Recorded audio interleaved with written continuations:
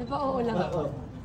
Oo, pero ano naman, sabi mo nga, pagka yung mag-endang year talaga, yung mga endorsement, alam mo, pinaplano na yung mga schedule.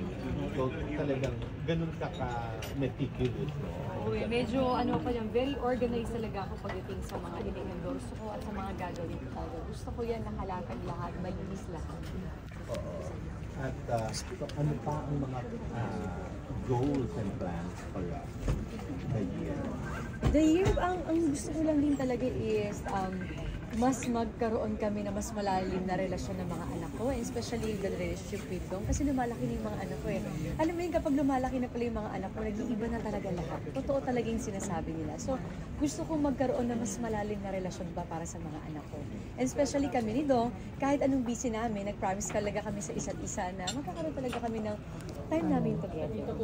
Nakakatuwa nga yung start ng year na magkakasama kayong mag-anak sa Dubai at talagang kitang-kita yung ano. Kaya talaga nag-break din ako in social media na talagang wala talaga akong post kasi gusto kong maramdaman ng mga anak ko na hindi importante yung telepono ko.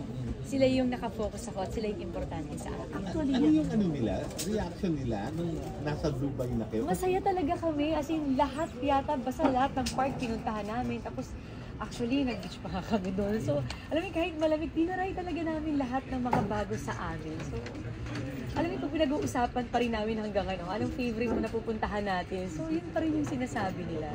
Ano yung naging ano nila? Ano yung pinaka-naging na favorite nila? Gusto ba nila yung mga yung sand dunes? Ang favorite part nila is yung magkakasama kami everyday na hindi namin kailangan, alis kami because mama have work, daddy have work. Sali sabi yung, Mom, Dad, is this real? Alam namin bakit? Because you don't have work. Parang, okay. So, alam na nila, naiintindihan nila na ang trabaho ay trabaho. Pero pag nandito kami, kayo yung focus namin. At yung talaga yung goal namin ni Dong na maramdaman nila na kasi actually, di ba, yung last year, nung time ng rewind, wala talaga kami at all. Na parang umiiyak si Zia sa akin na, Mom, it's Christmas and then Christmas you have work. Parang, medyo Pero itong Dubai nyo, after New Year naman po, diba? doon kami nag-New Year. Okay. Dire-diretso na yun.